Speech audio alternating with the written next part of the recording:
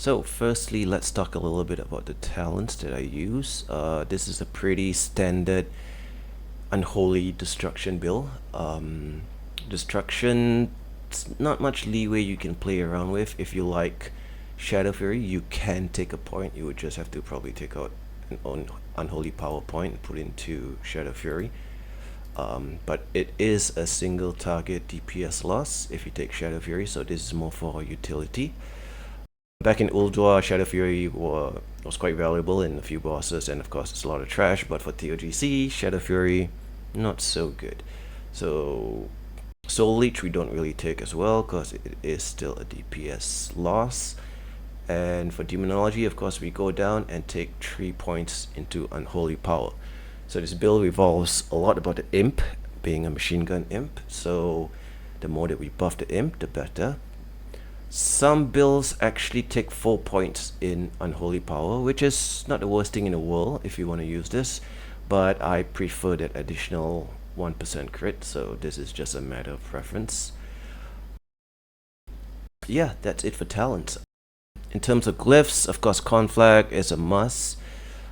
Live tap for now, as far as I know, is a must. This might change in ICC, but we will see. And the third glyph is interchangeable somewhat. You can either go with Glyph of Imp, or the other one would probably be Glyph of Incinerate, right? So I think Imp majority of the times will deal more damage, considering if you can keep it alive for the whole fight. But Incinerate does have a few uses. For example, for the fight with twins, I like to swap to Incinerate, only because our Imp does not actually get any, additional buffs, so kind of a waste there. So I rather have the Incinerate hitting harder. Yeah. So that is more or less the build that I use, and the glyphs. Minor glyphs you can use whatever, it doesn't really matter. But yeah. So now I want to talk a little bit about my UI and the things that I track and why do I track them. Of course, the first thing you want to track is your spell rotation, which is your 3 main spells: your Immolate, Conflag, and Chaos Bolt. Of course, Immolate, you want it up on the boss at all times without clipping it. Conflag, of course, you want to track the cooldowns. Same goes with Chaos Bolt. You want to cast it every time it's on cooldown, so you need to track it. The other things I like to track is, of course, my Glyph of Life Tap, the buff. So this just gives me an indication when I need to refresh the buff. Pyroclasm is a good thing to track. Now, Pyroclasm comes up every time you crit with Conflag. So this gives you a 12% spell damage increase. Hence why I want to track it. So this gives me an indication on when exactly should I pop cooldowns and whatnots. Of course, you want to track all your engineering stuff, your engineering gloves. I track skills, Blood Fury, and Backdraft. Backdraft is not really necessary. It's going to happen either way, but good to have. I also like to track my Empowered Imp. Now, Empowered Imp is very interesting because every time that your Imp crits, you get a buff called Empowered Imp. And what that does is that your next destruction spell cast will be a critical damage. Now, in the middle of your casting rotation, it's very hard to stop it, so let it go. But in those rare occasions where you're taking a stop, live tapping, or running away from mechanics, if the Empowered Imp lights up, that's when you want to actually immolate the boss again. It's okay to refresh Immolate in this scenario because an Empowered Imp Immolate will actually cause everything to crit. This includes the initial hit, and every single tick will be a critical damage. So it is a DPS increase if you recast it, right? So the other things I like to track is, of course, my PI and Bloodlust or Heroism, whichever you like. Only because I tend to overlap them every now and then, but that's just ignorance on my part more than anything at all. The rest of the things I keep track only because I want to review them later in videos to actually optimize my rotation. So of course this is the combat timer. I like to know when exactly at what point I'm doing something so that I can actually check back in the logs to see what happened during that time frame. This is a kill time. This is more for F. It doesn't really make much use for destruction, only for maybe your Curse of Doom timings. And finally, the last thing I like to track is actually my demonic pack buff. So I have a normally there will be a demonic pack buff tracker here. The only reason it's not showing up is because I don't think my Demo Warlock has actually crit yet, so I don't have the buff.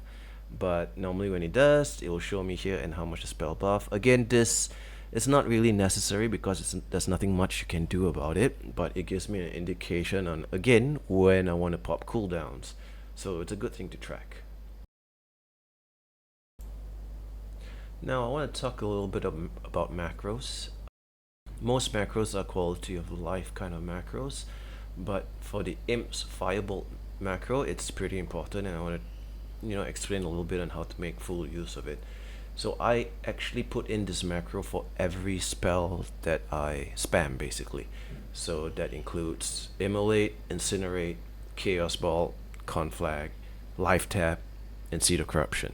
So this 6 macros which I've actually included the Imp's Firebolt macro. And what this macro does, it actually forces the Imp to actually cast. So now looking at this, so I get my Imp to attack.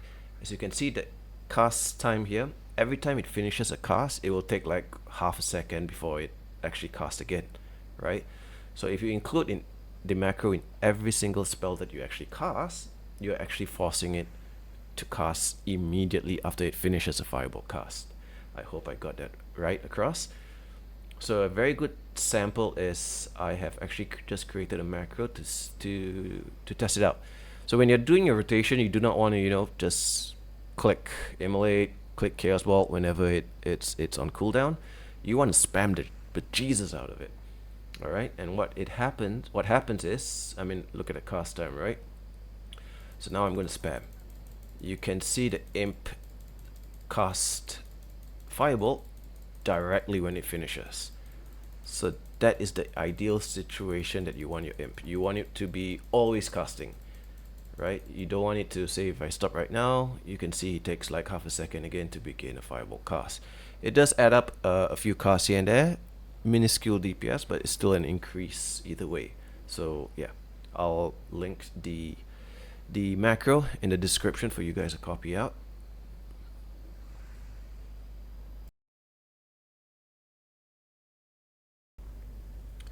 For single target rotation, you would want to cast Immolate first, followed directly with Conflag, Chaos Bolt, and Curse of Doom. From there on, just use Incinerate as a filler. Be careful not to clip your Immolate upon refreshing it, unless it's an empowered Imp Immolate, or even better, an empowered Imp Immolate with Pyroclasm. Right, and now I'm just going to shut up and let you hear me spamming my keyboard to ensure that my pet is always attacking.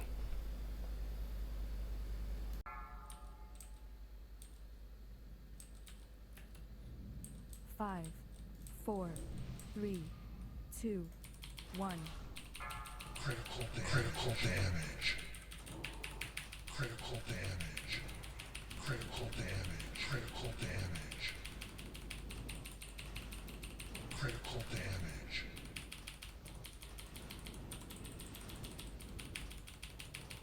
Critical damage.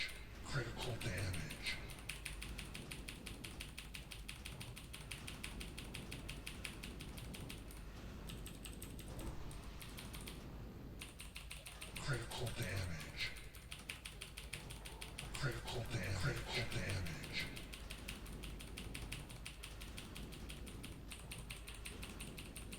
Critical damage. Critical damage. Critical damage.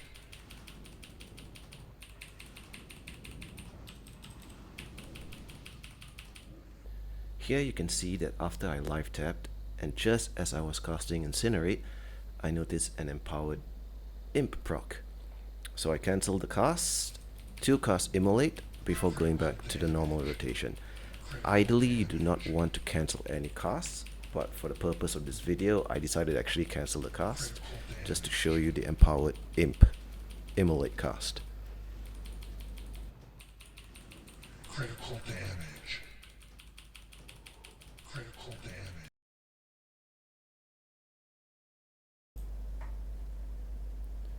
For AOE Rotation, I like to cast Immolate, followed with Conflag, and then Chaos Bolt, then Curse of Doom, and then use Seed as my filler. Only stopping to cast Conflag when it's off cooldown and refreshing Immolate when it's down. Chaos Bolt becomes less of a priority when there's actually more adds. Critical damage.